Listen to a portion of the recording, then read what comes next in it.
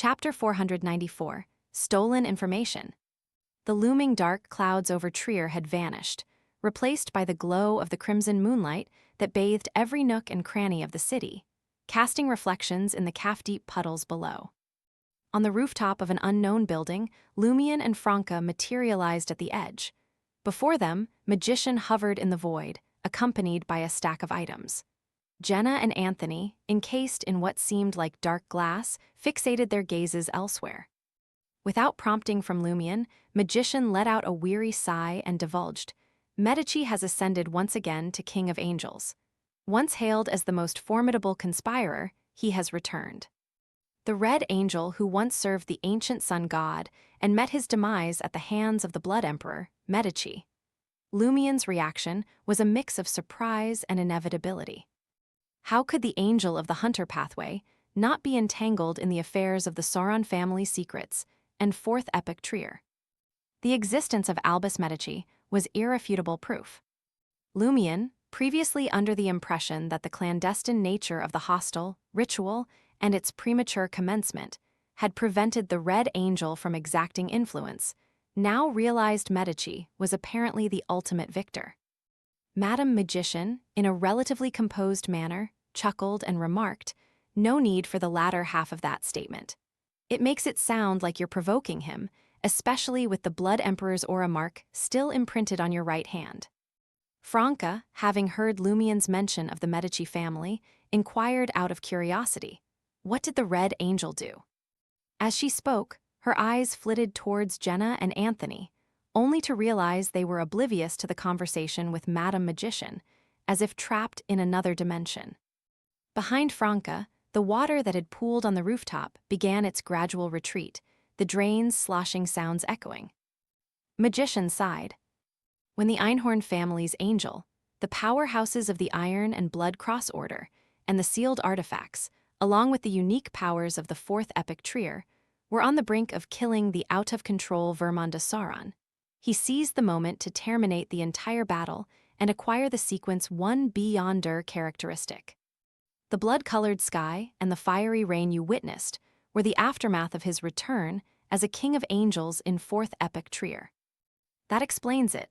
Lumion, recalling the situation, gained a first-hand understanding of the dread and power wielded by a king of angels.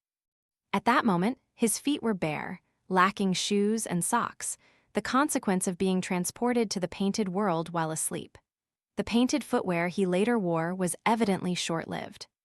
Pondering the recent events, he inquired, was that roaring giant the out-of-control Vermanda Sauron? No wonder the roar had nearly rendered them unconscious. Thankfully, Mr. Fool's gray fog had provided protection. That's correct. Vermanda Sauron's loss of control and descent into the sealed underground marked the beginning of the Sauron family's downfall. While many details remain shrouded in mystery, the overall picture is becoming clearer. Angel of the Einhorn family, Lumion connected the dots, realizing that one of Elrose Einhorn and the Iron and Blood Cross Order's primary objectives was to break the seal, hunt the out-of-control Vermanda Sauron, and obtain the sequence one Beyonder characteristic. Lumion nodded thoughtfully and asked with uncertainty, did these powerhouses enter Fourth Epic Trier through the hostile ritual? Most of them accessed it through the underground leakage of Salle de Balbrise, triggered by the hostile ritual. The representative from the Einhorn family entered through the leakage deep within the underground palace of Red Swan Castle, but it's essentially a result of the chain reaction caused by the hostile ritual. As for how the Red Angel entered, that remains unknown to me. Magician's expression turned serious. However, there's reason to believe that the hostile ritual was orchestrated by the Red Angel. He manipulated the Iron and Blood Cross Order and Gardner Martin, truly befitting the entity that once guided and watched over Ammon. Lumion felt a surge of enlightenment, finding that many previously confusing details now made more sense. Franca's emotions were a mix of complexity. Madame Magician, glancing at them, offered consolation. Regardless of the circumstances, our actions accelerated the hostile ritual, mitigating the damage this plan inflicted on Trier. In the entire market district, only a handful of night duty personnel from places like Le Marché du Quartier du Gentleman and Rist Docks bore the brunt of the disaster. Some soldiers lost their lives in other areas. Overall, the impact was mainly financial. Our efforts were not in vain. She smiled self-deprecatingly and gazed up at the sky. The only unexpected thing was that they chose to cooperate. They, Lumion and Franca, thought inwardly. Eager to uncover who the Red Angel collaborated with, they realized that Madame Magician had no intention of revealing that information.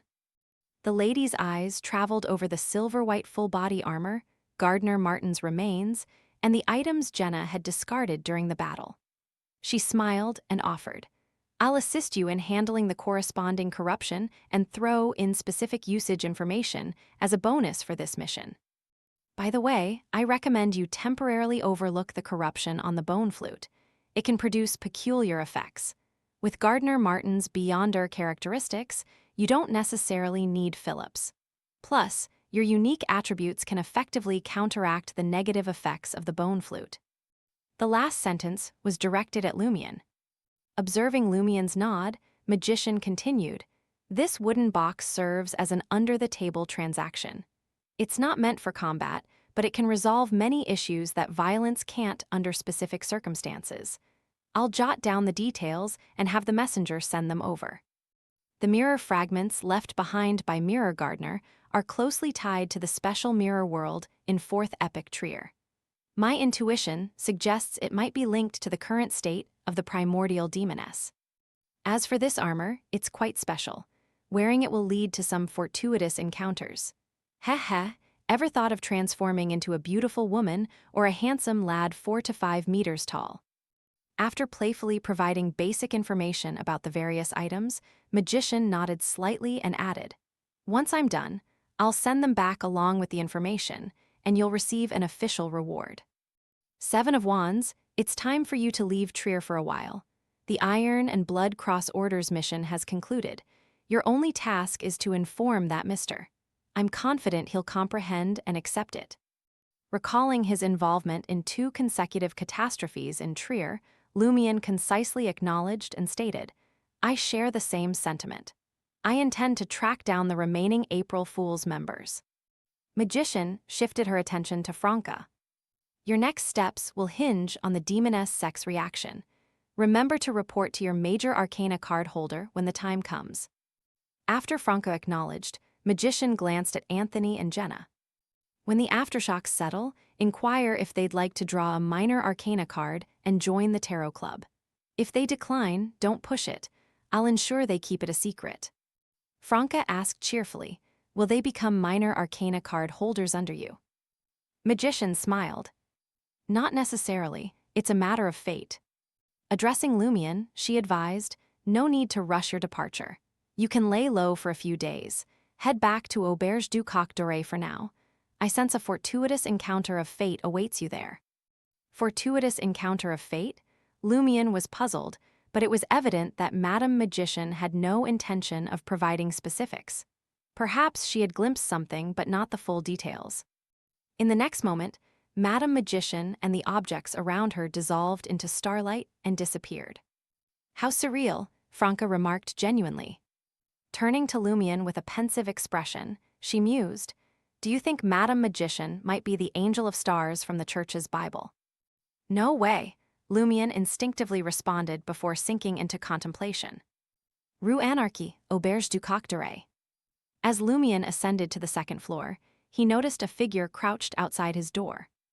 It was a chubby, earnest-looking 7- or 8-year-old boy toting a dark red school bag. Ludwig, Baron Brignice's monstrous adopted son, Lumion furrowed his brows and approached. "What's the matter?" Ludwig, with his yellow hair and brown eyes, stood up and implored, "Can you help me leave Trier? I don't want to stay in the Church of Knowledge any longer. I don't want to be under Brignice's control. I don't want to deal with homework or tests. I can reward you." "Reward?" Lumion arched an eyebrow. Could this be the fortuitous encounter of fate Madame Magician mentioned? Ludwig vigorously nodded. "Yes." Without hesitation, he unzipped the dark red hard school bag, revealing a stack of papers. "I stole this from the Church of Knowledge. No, I brought it here." Lumion extended his hand, accepting the papers, and quickly scanned the front page. Number 1. Name, Deity's Fallen Banner, Salinger's Blood Banner. Danger grade, 0, extremely dangerous. It's of the highest importance and of the highest confidentiality. It is not to be inquired, disseminated, described, or spied. Information on grade 0 sealed artifacts. And at 001, Lumien's forehead and eyelids twitched simultaneously. He was aware that the churches had sealed numerous mystical items with significant harmful and negative effects, categorized into 4 grades. 3 was the lowest, and 0 was the highest. A 1 often indicated a threat to saints and the potential for a catastrophic event. The implications of 0 were evident. Lumien's gaze shot up to Ludwig, realizing that the boy's face betrayed nothing out of the ordinary, only pleading. He lowered his head, swiftly absorbing the rest of the content. Security clearance, only messengers of God. Sealed method, place it in an underground mausoleum with a large number of soldier mannequins. Construct a cemetery with more than 1 million corpses above it, supplemented by a real city with a population of more than 100,000. The exact execution and ritual arrangements are. Description: this is a charred banner. The flagpole is iron black metal, and there are a large number of dangerous blood spots on the banner. Beyonders with strength surpassing sequence 5 are forbidden from approaching. Warning: Beyonders with strength surpassing sequence 5 are forbidden from approaching. The experimentalist responsible for changing the soldier mannequins must be blindfolded and carry a lantern. If the lantern is extinguished, the experimentalist will vanish. Everyone who knows him will believe that he's long dead if he's not blindfolded. The one who leaves the mausoleum will be a monster resembling him.